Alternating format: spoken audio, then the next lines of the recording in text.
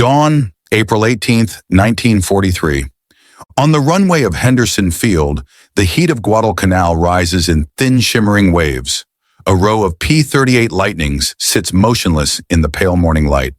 16 American pilots move quietly around their aircraft, tightening harnesses, checking instruments, saying nothing.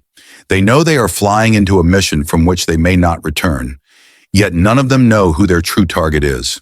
Hours earlier, in a small room thousands of miles away, a sheet of decrypted code had changed the course of the Pacific War. JEN in 25 characters of the Imperial Japanese Navy transformed into a precise itinerary, locations, times, and the flight path of Admiral Isoroku Yamamoto, the architect of Pearl Harbor, and the man who understood American strength better than any commander Japan possessed. From that moment on, everything became clear. If the Americans could reach him over Bougainville, the balance of the war would shift. Only one aircraft had the range to attempt the impossible, the P-38 Lightning. Only one window existed to strike, and only one formation would be asked to do it. As the sun finally breaks over Guadalcanal's horizon, Major John Mitchell walks toward his pilots, pulls his flight cap low, and speaks in a quiet voice. "Gentlemen, we're going after a very important man." None of them know that 20 minutes later, above the jungle of Bougainville, they will execute one of the most audacious aerial assassinations in World War II. In the early hours of April 14, 1943, the Pacific War shifted in a way no one in Japan could have imagined.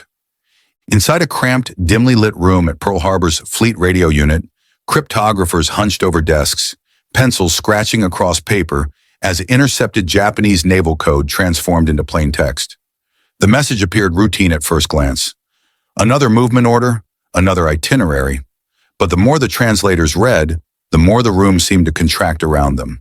It was an inspection tour schedule, a detailed one: departure time, arrival time, aircraft type, escort strength, exact route.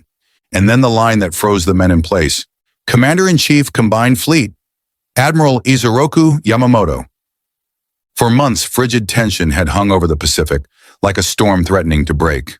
The intelligence community had sensed opportunities before, but nothing like this.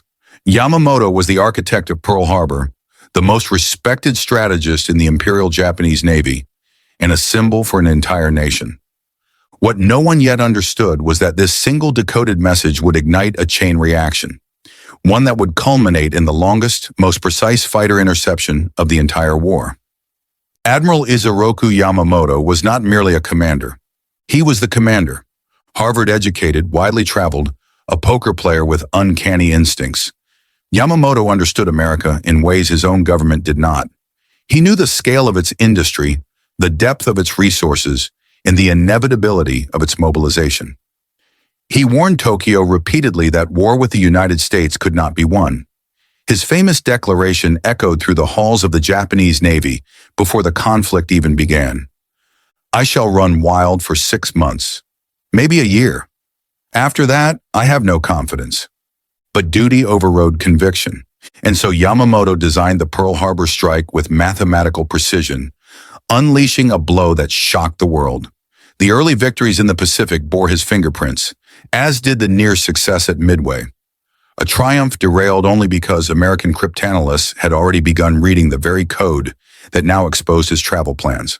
To the Japanese people, Yamamoto symbolized the will of the empire. To the American military, removing him could fracture morale across an entire fleet. His death would not be the loss of a single leader. It would be an earthquake. At Fighter Strip 2 on Guadalcanal's Henderson Field, the planes chosen for the mission sat waiting. The P-38G Lightning. Twin Allison engines, each capable of pushing the aircraft past 414 miles per hour. Twin booms stretching behind the cockpit. 4.50 caliber machine guns and a 20mm cannon concentrated in the nose, eliminating convergence issues and turning every burst into a focused stream of destruction. But most important was its range. With 2 drop tanks, the P-38 could travel more than 450 miles, the only American fighter capable of reaching Bougainville and returning. The mission demanded precision, endurance, and nerves of steel. and the P-38 was the only machine in the Pacific Theater that stood a chance. Major John William Mitchell, commander of the 339th Fighter Squadron, studied the mission profile with painstaking intensity. He had logged over 2,000 flight hours, yet nothing in his experience resembled what this mission required. Yamamoto's route lay 435 miles from Guadalcanal. A direct path would expose the formation to Japanese radar and coast watchers. So Mitchell designed a sweeping arc out over the open Pacific, an additional 165 miles, to keep the formation invisible until the very last moment. Outbound distance 600 miles, return distance 400 miles, fuel margin virtually none. Even small miscalculations could doom the entire operation. Mitchell recalculated every leg, every wind drift, every magnetic variance. He demanded absolute silence during planning. He knew that 18 pilots would soon place their lives in the hands of his math. The message revealing Yamamoto's itinerary moved rapidly up the American chain of command. Commander William Goggins sent it to Edwin Layton, Admiral Nimitz's intelligence chief, and the man who had predicted Yamamoto's midway attack with chilling accuracy. Layton immediately grasped the stakes. This was not merely a chance to strike a blow. This was a chance to decapitate an entire military philosophy. From Pearl Harbor to Washington, the chain of authorization moved swiftly. Admiral Nimitz, Admiral Halsey, Rear Admiral Mark Mitcher, and finally President Franklin D. Roosevelt. His reported order was simple: get Yamamoto. At Lakanai Airfield in Rabaul, Yamamoto prepared for what he believed was a simple inspection tour. He wore his dress whites. He carried his ancestral katana, a sword that had passed through generations of warriors. His staff noticed he was unusually quiet that morning. Some later claimed he had a sense of foreboding. Others said he seemed resigned. When he climbed into Betty Bomber number 323, escorted by 6 Zero fighters, no one, not even the pilots, imagined that American fighters were already calculating their path toward him. Inside the second Betty, Vice Admiral Matomi Ogaki, Yamamoto's closest friend, settled into his seat. He would soon witness events that would haunt him for the rest of his life. Back at Guadalcanal, the 18 P-38 pilots received their briefing. No one was told the target's name. Mitchell simply referred to a VIP, but the gravity in his tone made every pilot understand that something unprecedented was unfolding. 18 aircraft would depart, 4 designated as the killer flight, the rest as top cover and spares. Survival kits were distributed, though everyone knew survival was unlikely if they went down. Pilots carried Colt 45 pistols, morphine syrettes, fishing line, and purification tablets, none of which would matter if they crashed near Japanese-held Bougainville. Weather forecasts were marginal. Fuel risk was high. Navigation would rely on dead reckoning alone, but no one spoke of turning back. On April 18th at 7:25 a.m., the P-38s lifted from Henderson Field one by one. Mitchell led the formation down to 50 feet above the ocean, skimming the surface to avoid radar detection. Salt spray coated the windscreen. The aircraft bucked against the turbulent air, rolling off the waves. 2 hours passed in near silence.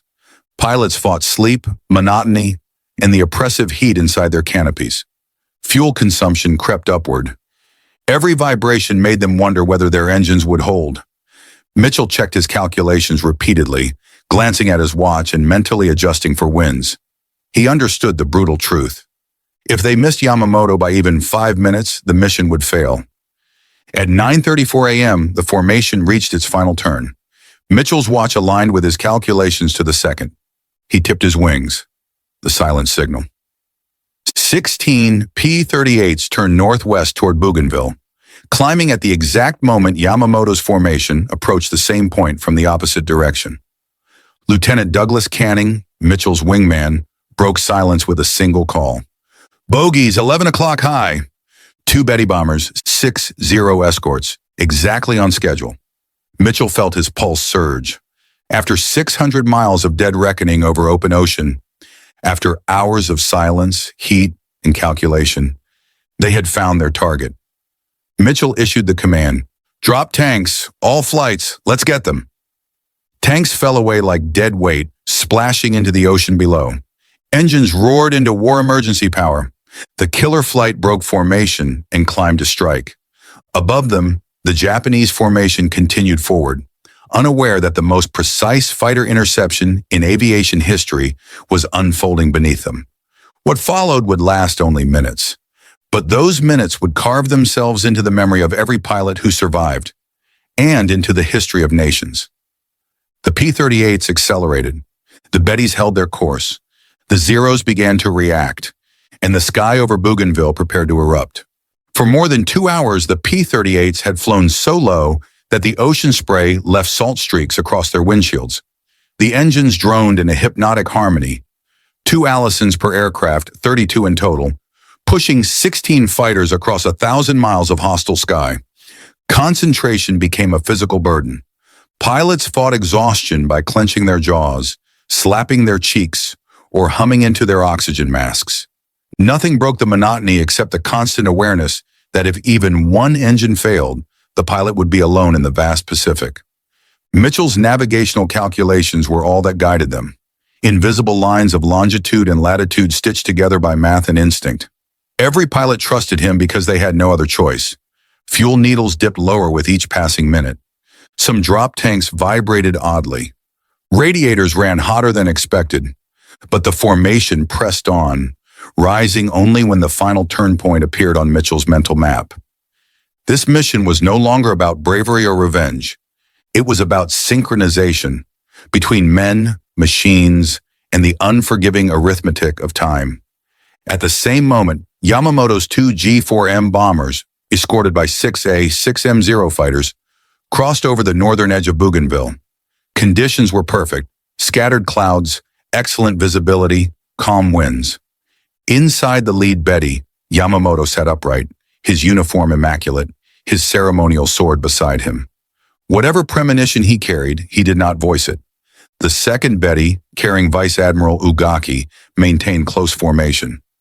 Ugaki occasionally glanced at the jungle canopy below, unaware that beneath those same clouds, 16 American fighters were climbing toward them. The Zero escorts, with seasoned pilots with hundreds of combat hours, kept steady positions above and behind the bombers. They were not tense. This region had never been penetrated by American fighters. To them, the mission was routine. As the P-38s climbed through 1,500 feet, then 3,000, then 5,000, the pilots began to feel the shift. The air grew thinner. The engines strained. The tension thickened like something physical in the cockpit. Mitchell reached up and wiped condensation off his canopy. His watch read 9:34. The attack window had arrived. Canning's voice cut through radio silence. Bogies, 11 o'clock high. Not shouted, just stated. Calm, precise. Mitchell looked up and saw them. 2 long-bodied Betty bombers glinting in the sun, escorted by a 6-plane wedge of Zero fighters. He had done it. Against all odds, dead reckoning over empty ocean. They were exactly where they needed to be. Mitchell's reply was immediate. Drop tanks, all flights, break. The sky filled with falling metal as fuel tanks tumbled away like discarded shells. Then the P-38 surged upward, engines roaring, guns armed, formation splitting into its lethal components. 4 P-38s dove toward the Japanese bombers. Lanfear, Barber, Holmes, and Hine. Behind them, the cover flights climbed higher, ready to intercept any fighter scrambling from nearby Kahili airfield. The Japanese escorts reacted, though seconds too late. 1 Zero peeled off, then another, forming a defensive spiral. The flight paths began to converge, lines drawn across the sky by 2 forces unaware of the tragedy about to unfold. Yamamoto's bomber began a shallow dive. The second bomber tightened its formation. The Zeros descended to intercept, and the killer flight split into the pattern they had rehearsed all night. Barber and Holmes on the bombers, Lanfear and Hine ready to break off the escorts. The mission, planned in silence, now unfolded in violence. While the killer flight charged downward, Mitchell led 12 P-38s upward, climbing to 18,000 feet. They expected Zero fighters to come swarming from Kahili. A deadly wave of up to 70 aircraft, but none came. The element of surprise was total. Still, Mitchell held position. His job was not to score kills, but to protect the mission. If even 1-0 reached Barber or Holmes during their attack runs, the entire operation could fail. For a moment, the sky above Bougainville existed in two layers. The upper tier, where Mitchell kept watch, and the lower tier, where the killer flight closed in on Yamamoto. What happened next would last only a few minutes, yet would echo through history for decades. As the distances closed, the P-38s could see the silver flashes of sunlight along the Betty's fuselages. The Zeros shifted, reacting just fast enough to engage but too slow to stop the ambush. Lanfear pulled away first, rolling to meet the intercepting fighters. Holmes maneuvered to attack the second Betty. Barber stayed locked on the lead bomber. 3 decisions, made in less than 5 seconds, would define the mission's outcome. The turning point was not one event, but a convergence: Mitchell's navigation, the cryptographer's breakthrough, Barber's precision, Yamamoto's strict punctuality, and the escort's brief delay. The entire Pacific War seemed to hold its breath as the sky over Bougainville began to fracture into violence. Barber lowered his nose. The P-38 vibrated as it accelerated. Gravity pulled him into a steep attack angle. He saw the twin tails of the Betty. He saw the glint of its dorsal turret. He saw the sliver of white uniform inside the cockpit, though he could not possibly know who it was. What he did know was this: he was exactly where the mission needed him to be. In the final seconds before gun range, he steadied his breathing. His entire world narrowed to a single thought: this is the moment. And then the first streams of .50 caliber fire leapt from the P-38's clustered guns, reaching across the sky toward the bomber that carried the most influential naval commander in Japan. The turning point had come. What followed would descend into chaos, a 3-minute battle that would reshape the Pacific. When Barber and Lanfear broke formation and dropped into their attack vectors, time stopped behaving like time. The long hours of silent flight vanished. The world contracted into this single slice of sky above Bougainville. Some battles last days, others last seconds. This one, the one that would shape the course of the Pacific, would last just over 3 minutes. Barber pushed his P-38 downward, letting gravity pull him into a steep angle. The lightning shook as the wind tore along its wings. The nose dipped, and before him, the lead G4M Betty grew larger, more defined. A long green fuselage, sunlight flashing off its canopy, tail gun glinting in the morning light. Inside that aircraft sat the man whose name had defined the first years of the Pacific War. The man Americans had sworn never to forget after December 7th, 1941. But for Barber, there was no emotion, only calculation. As Barber closed in on the bomber, Lanfear caught something else: a group of Zero fighters twisting downward to intercept. He had less than a heartbeat to choose: chase the bombers alongside Barber, or turn and engage the approaching fighters to keep them off the killer flight. Lanfear pulled back hard, rolling into the path of the descending Zeros. It was a decision that would ripple across history, spawning decades of dispute. But in that instant, it was simple. Barber needed space. Someone had to take the heat. The battle split into 2 halves, one where the bombers fled for their lives, and one where the Zeros pounced like wolves. Barber steadied his P-38. The distance collapsed. 1,000 yards, 800, 600. At 500 yards, he squeezed the trigger. The lightning jolted violently as 4.50 caliber guns and the 20-millimeter cannon unleashed a blinding torrent of fire. The rounds converged perfectly, a concentrated spear point of destruction. They smashed into the Betty's right engine. The explosion was instantaneous. A burst of orange flame, metal, and smoke. Pieces of the engine cowling spun into the air. Flames swallowed the wing root. The bomber lurched hard left, losing all structural stability. Barber jerked his P-38 upward to avoid colliding with the disintegrating aircraft. Below him, the lead Betty, carrying Yamamoto or Ugaki, no one yet knew, rolled once, twice, then plunged into the thick jungle canopy of Bougainville. A plume of smoke crawled upward through the treetops. He had taken one. Yet the mission was not over. There was still the second Betty. The surviving G4M peeled away toward the coastline, dropping to just above the water, 50 feet, maybe less. It was a classic Betty maneuver: get low, get fast, force American fighters into a bad angle. Holmes made the first run, firing a long burst that struck the bomber's right engine. White vapor streamed from the wound. But Holmes's closure speed was too high. He overshot. That left Barber, again, alone. He rolled in behind the crippled bomber, positioning himself with the precision of an engineer. Barber had always seen combat in geometric terms: angles, vectors, trajectories. Now that instinct guided every motion.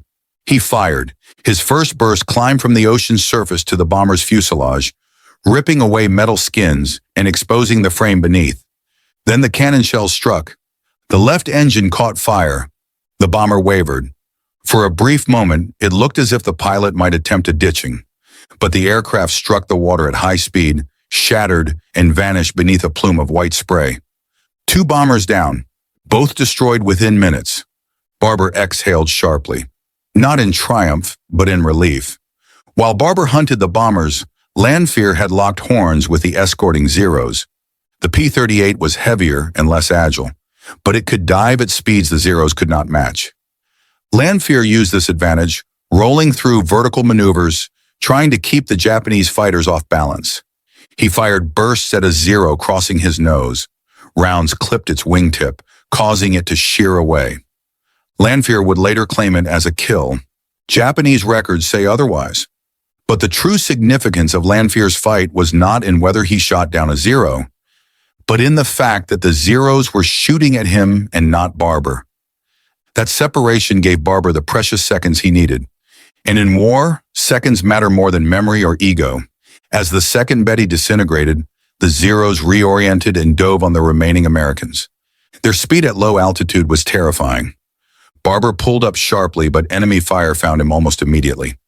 7.7-millimeter rounds hammered into his fuselage, puncturing hydraulic lines and shredding aluminum skin. A red light flashed. Hydraulic fluid streaked across his canopy, a dark red smear that blurred his vision. Someone shouted across the radio, "Barber, you're hit! Break off!" But Barber said nothing. He simply kept flying. One engine vibrated violently. The control column felt sluggish, yet the lightning held together. Holmes, watching from behind, felt his stomach twist. He later said, "I didn't think Rex was going to make it home." Amid the chaos, one pilot never rejoined the formation.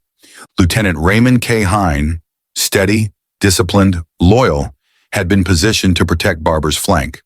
But Zeros descended on him with brutal precision. His final transmission crackled through static. "I'm low on fuel. Taking fire. Nothing more. No wreckage was found. No parachute was seen. Witnesses on Bougainville later reported a lone aircraft trailing smoke, disappearing over the water. Hine became the one pilot from the mission who never returned. The cost that history rarely mentions, but the squadron never forgot. With the bombers destroyed and the Zeros shaken off, the survivors began the long journey home. But the true enemy now was fuel. The fierce maneuvering had consumed far more gasoline than planned. Fuel gauges hovered near empty. Several drop tanks had not emptied properly. Engines ran hotter than they should. Holmes throttled back until his P-38 nearly stalled, squeezing every mile from his remaining fuel. Barber's aircraft was barely airworthy, leaking fluid, riddled with over 100 bullet holes, vibrating at every change in throttle. Mitchell tried to keep the formation tight, but exhaustion and damage began to fragment the group. Every man asked the same silent question, "Can we make it home?" Hours passed in silence. One by one, islands appeared as faint silhouettes on the distant horizon. It was the first sign that survival was possible. Holmes landed with both engines sputtering, his tanks nearly dry. Ground crew ran toward the aircraft, astonished that it was still flying. Barber came in next, his P-38 tilting to one side due to hydraulic failure. When mechanics inspected the Lightning, they counted 104 bullet holes. One crew chief asked him gently, "Rex, how did this thing stay in the air?" Barber replied, "I didn't give it a choice." But Mitchell's roster showed the truth of the day. 16 launched, 15 returned, 1 gone. The empty chair at the evening briefing said everything. When the debrief began, the pilots did not celebrate. They spoke in clipped sentences. They drank water slowly. They looked at their hands more than at each other. They didn't know, not officially, whether Yamamoto had been aboard the first Betty. But in their bones, they felt it. The timing, the formation, the precision. They had struck something immense. What remained was the weight, a month-long silence during which neither Japan nor the United States would speak the truth aloud. But every man in the room knew. They had altered the Pacific War in 3 minutes. When the last P-38 rolled to a stop on Henderson Field, the late afternoon sun cast long, red shadows across the runway. It wasn't the red of victory, it was the red of survival. Barber climbed down from his battered Lightning, wiping hydraulic fluid from his face. Holmes sank to the ground beside his aircraft, slumped against the wheel, breath shallow and shaky. Mitchell remained standing for a long moment, staring toward the runway's far end, where one P-38 should have been. Heinz P-38. No one said his name. They didn't need to. They hadn't confirmed whether Yamamoto had been in the plane Barber shot down. They didn't know whether the Japanese suspected their codes were compromised. All they knew was this. They had flown farther, risked more, and lost more than any mission before it. While the American pilots counted bullet holes and checked damage, a completely different scene unfolded deep within the jungle of Bougainville. On April 19th, Japanese search teams spotted metallic fragments glinting through the canopy.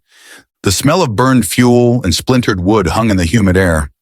Smoke still drifted in thin threads. They found the wreck of the lead Betty. Then they found him. Yamamoto was still strapped into his seat, upright, intact, his white gloves stained with soot. His right hand clutched the handle of his ancestral katana. A single bullet wound pierced his left shoulder, exiting above his eye. He had died midair before the crash. One officer wrote in his diary, "He remained seated as if still commanding. Even death could not take his dignity." For Japan, this was not merely a fallen commander. It was the collapse of a symbol. The report moved through Rabaul, then to the Imperial Navy headquarters. Officers sat in stunned silence, unable to speak. How could the Americans know, with such precision? Was our code broken? Should we change systems immediately? They all knew the answer. They all knew the danger. But changing the code entirely would cause massive delays, disrupt operations, and reveal weakness. More than that, it would mean admitting a catastrophic failure. So they made a fateful decision. They kept using the same compromise code. It was one of the gravest strategic errors Japan would make. In Washington, American code breakers understood the other half of the danger. If Japan suspected its communications were compromised, the Allies would lose their greatest advantage, the same advantage that had turned the tide at Midway. During a closed-door briefing, one intelligence officer said, "If the Japanese learn the truth, everything we've built collapses overnight." Roosevelt, Nimitz, Halsey, all agreed. No public announcement, no press releases, no detailed reports, no credit to the pilots, no mention of Yamamoto. The pilots were warned, say nothing, reveal nothing. This victory must remain silent.